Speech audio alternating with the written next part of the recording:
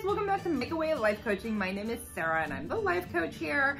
I wanted to welcome you back. We're doing a special series because I figured out with YouTube's help that most of the people who come here are either vacillators or they love, sometimes hate somebody who's a vacillator, aka the spouse. So now that I know why you vacillator are here, I thought let's do a fun little series just for us. Insider's information on the vacillator. Super exciting. I'm a vacillator, and so I'm an expert in what it's like to be a vacillator. So welcome back. Thanks for joining us. Today is episode 2 of the series, and I wanted to talk to you about feelings. I know what you're thinking. Bleh. I don't know. Feelings, I think vacilators, like, we love to feel like some feelings, and then most of the other ones we think are like weak and annoying and should go away. How's that sound? Does that sound like something you have in common with me? But as I learned in therapy, you do have to get in touch and allow other feelings to exist, or it's going to be all anger all the time. And that is no way to live. That is no way to be in a marriage. That is no way to raise kids. No way to be a boss or an employee or a friend or a daughter or a son, okay? So we need to get the anger to coexist with other feelings, and I want to talk about that today. The first feeling I want to talk about that's so important for vacillators to understand is abandonment. I know. So vacillators already basically like to act like tough guys, and I'm one of them. So I'm like the alpha with a capital A, and I love that. But the reality is the feelings from childhood that drive people to become vacillators is the feeling of abandonment. And when I first found that out, I was like, abandonment's for losers. But that was me a long time ago before I did. I mean, you have no idea what I was like before I did my work. And then I finished like 3 years of therapy and just went straight to grad school for a counseling master's because I wanted to know more and do more work, but I wanted to be in charge this time. So that probably sounds familiar too. And now here I am as a life coach living the dream. It's so fun for me. But anyway, vacillators are formed because in childhood, you have an inconsistent connection with your loved ones or even just your primary loved one. And it's not a relationship you're in control with because kids are never in control of their parental relationship. And that combination of having inconsistent connection with somebody who you really need, and let me tell you something, kids know that they are reliant upon their parents. And when they know that they have an inconsistent connection, and maybe you have a terrible day when you're like 6, and I mean, one time I got like a detention in 1st grade and it destroyed me. I was like oldest child, overachiever. I wanted to be my teacher's pet, best friend, everything. I wanted her to be like my second mom every year. Poor teachers who had me. And something happened where my blocks fell over and they hit somebody, and the teacher thought I did it on purpose, probably because she saw that I was a vacillator, but I didn't do it on purpose. It was total accident. I got detention, and then it was like my life was over, and I was the most sad, scared little 7-year-old you've ever seen in your life. And I came home, and who knew? Okay. So what your ideal for children would be that they have somebody consistent in their life who will always be there for them emotionally and literally there physically, and take care of their needs. But that was just not how I felt. Now, honestly, looking back, I think some of this was in my head about what was really happening, but whatever. Kids see the world how they're going to see it. We can't change that. My kids have views on things that I do, and I'm like, are you even kidding me right now? Like, you think that's my motivation? Okay, so it's important for us all to remember that our parents, of course, made some mistakes because we're making mistakes too, but some of our childhood was like influenced by just one time I read, it was so great. Like, you have a pair of colored glasses on, you just don't know it. So let's just say that I have blue glasses on and I'm born with my blue glasses and I look at the whole world with those glasses on and I think everything's blue, but it's not blue. I just think that because of my glasses. It's my perspective, okay? So, blah, blah, blah.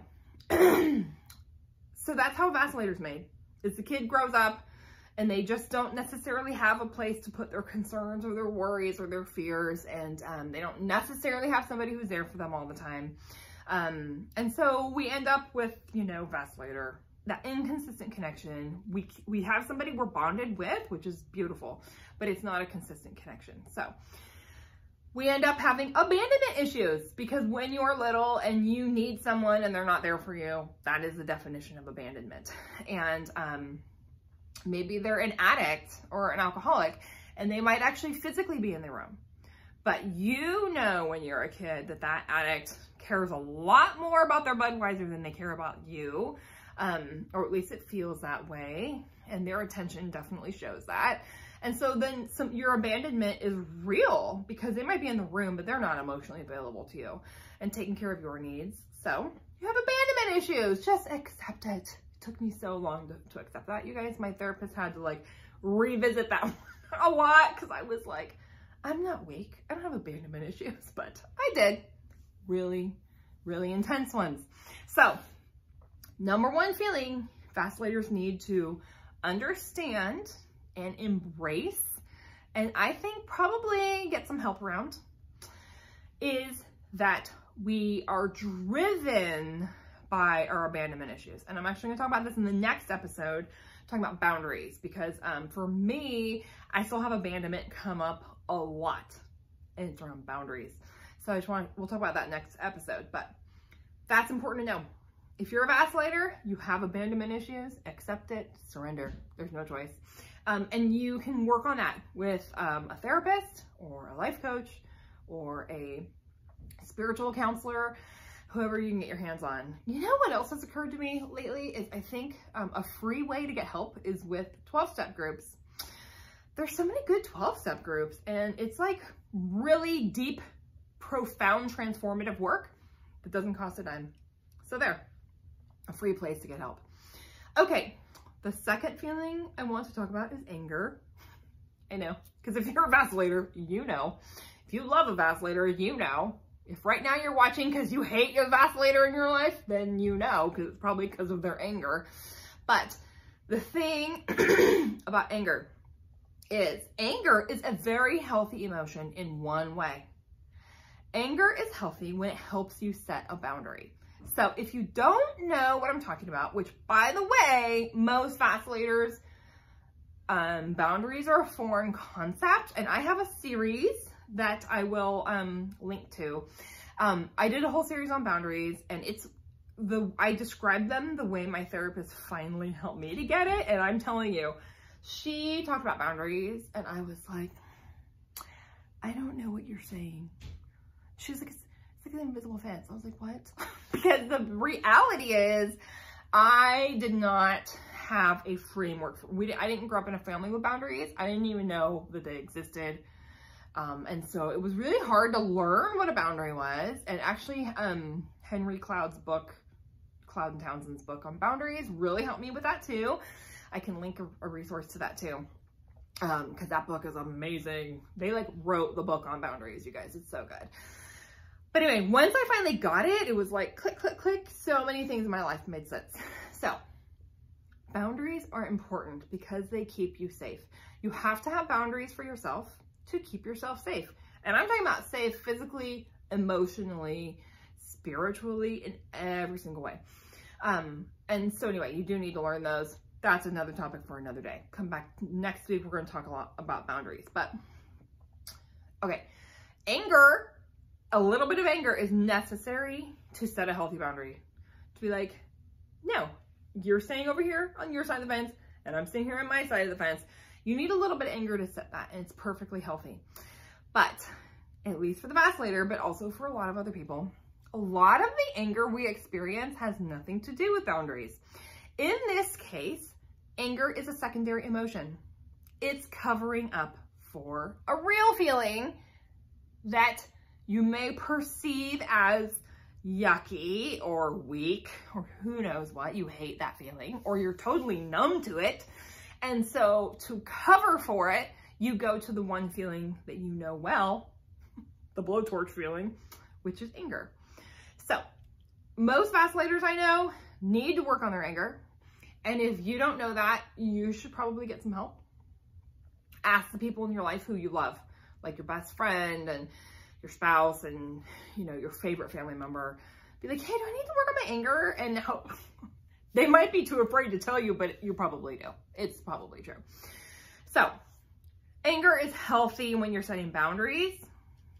Every other time you feel anger, it's probably just covering up another emotion that you're trying to deny. So for me, my anger comes out really strongly around abandonment. So when I'm feeling abandoned, I get angry.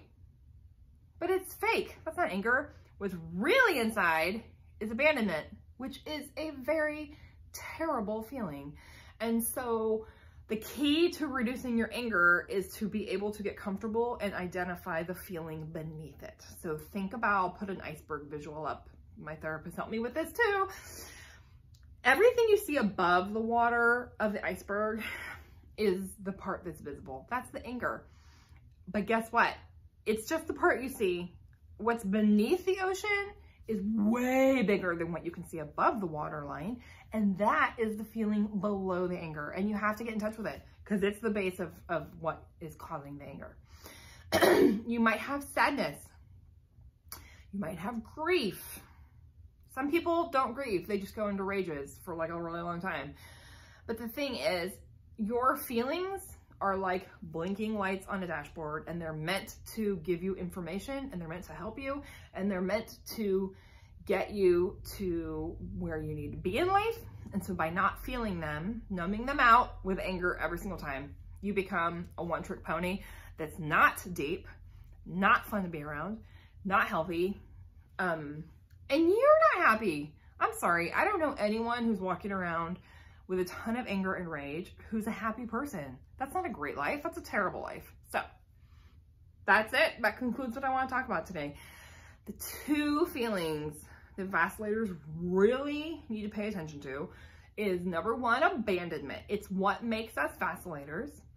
Read the book, How We Love, read the Vacillator chapter and get to know what made you, which is abandonment, and then learn to sense when that's coming up. And I'll be talking a little bit about that next week, about one of my main triggers that makes me feel abandoned. But it can be anything. Like, I'm pretty sensitive to it. So if my husband takes up triathloning, he's done that, and he's gone all the time, that's gonna make Mama Sarah feel very abandoned. And then what that's gonna mean is I feel yucky and horrible. And if I'm not careful, when he comes home from his like 10,000 hour bike ride, I'm gonna be jumping down his throat angry. But I'm not angry, I'm hurt. Like, I wait all weekend to have some time with you, and you're choosing this 8-hour bike ride every Saturday instead of spending any time with me, okay? So the truth is, when you have the anger, as a vacillator, it's almost always a flag to chill out and get in touch with what's beneath the water level, okay? The big chunk of the iceberg down below. What is that feeling? Is it sadness or fear? Vacillators don't like to admit it, but we have fear just like everyone else. Is it hurt, abandonment? What is going on, okay? So that's what you need to be aware of. It's gonna make your life better. And I hope you get some work, because we all need work. Start with the book, How We Love. I will link that below. Maybe the book Boundaries would help you, although we're gonna talk about that more next week. A therapist or a life coach would be amazing. A 12-step group would be good if that's, you know, you need a free option. They're doing a really good work there too. Maybe your pastor or priest can help you. So anyway, thank you for joining us. Come back next week. Oh, go to makeawaylifecoaching.com and subscribe so that you never miss our newsletter, although I'm not sending those out super consistently because as a hostage homeschooling mom, I only have so many hours in the day and I cannot do it all. But I'm gonna do it and it's gonna be great, so you don't wanna miss it. And come back next week, we're gonna talk about we're gonna wrap up this series on things that vacillators need to be aware of, and you don't wanna miss it. We're gonna talk about boundaries, which sounds boring, but it's actually amazing. Thank you. We'll see you next week. Bye-bye.